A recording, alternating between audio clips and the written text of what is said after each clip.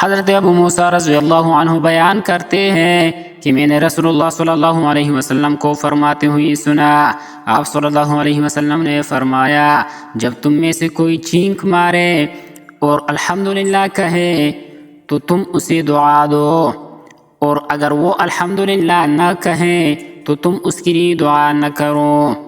रसूलुल्लाह सल्लल्लाहु अलैहि वसल्लम ने इरशाद फरमाया, अगर मुझे अपनी उम्मत या लोगों की तकलीफ़ का ख्याल न होता तो मैं हर नमाज के लिए इनको मिसवाक का हुक्म देता।